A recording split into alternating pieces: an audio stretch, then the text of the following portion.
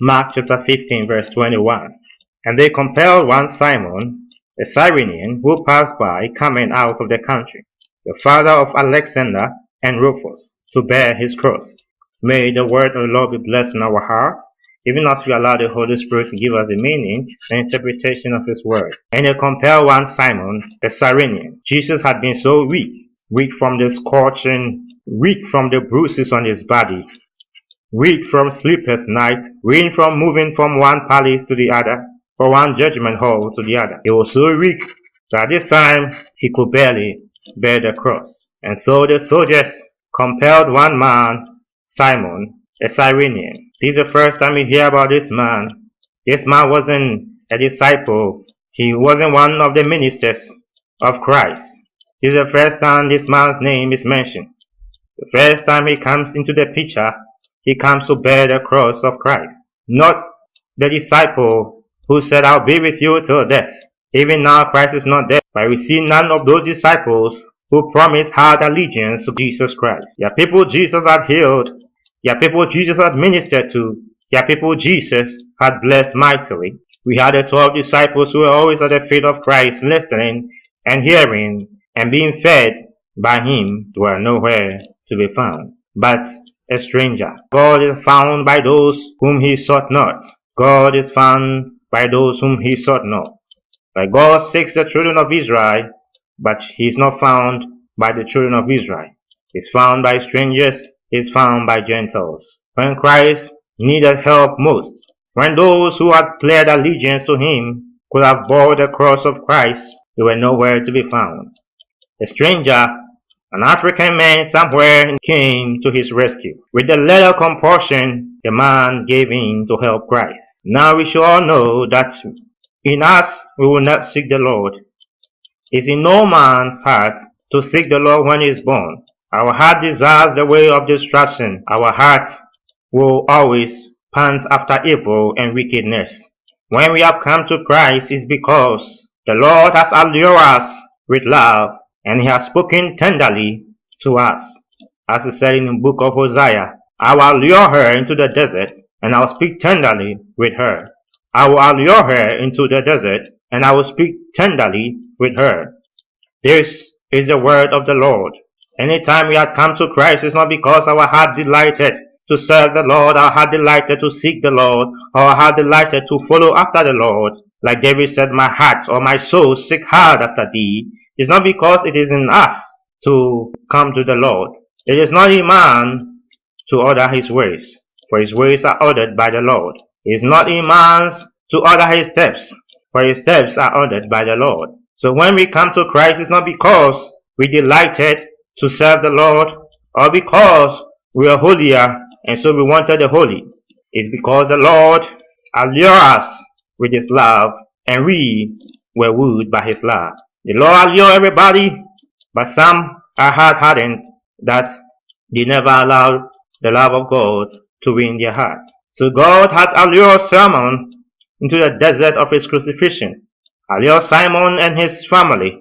We see Alexander and Rufus, they are mentioned as if we know them. That means these guys had become popular afterwards, because no description is given about Alexander and Rufus. It means the Christians at that time knew who these were.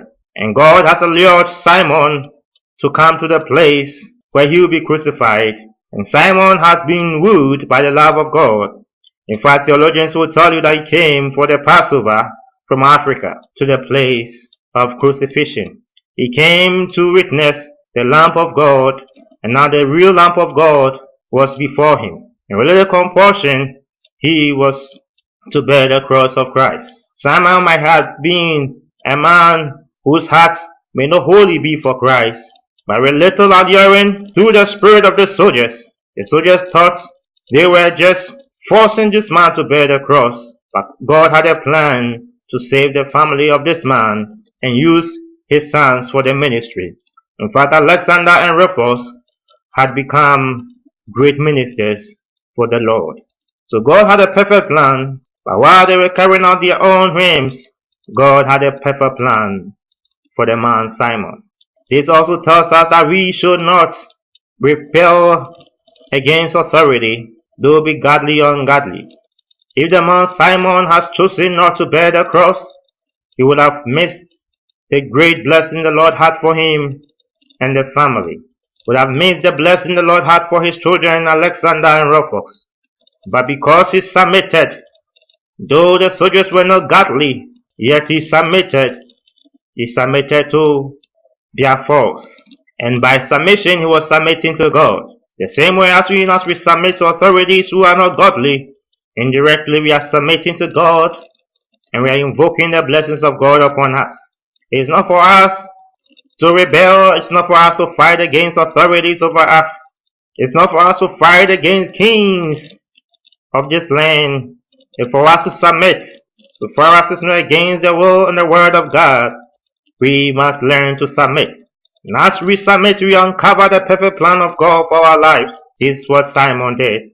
He submitted. Now he had also the choice not to bear the cross, but his heart somehow was touched by the suffering Christ, the innocent suffering Christ who was bearing the cross for the whole world. Simon had created for himself a blessing for that time and for the time to come.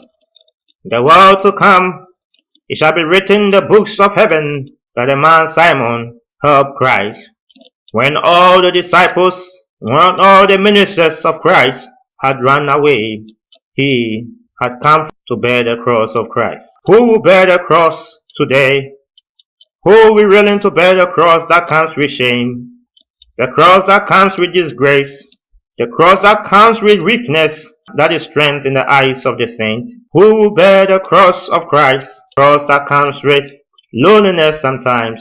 Who will bear the cross of Christ? The cross that the world despises. Today the cross that Christ asks us to bear is a cross of living a life to please Him. In our adulterous and a wicked generation, the cross now is how do you please Lord?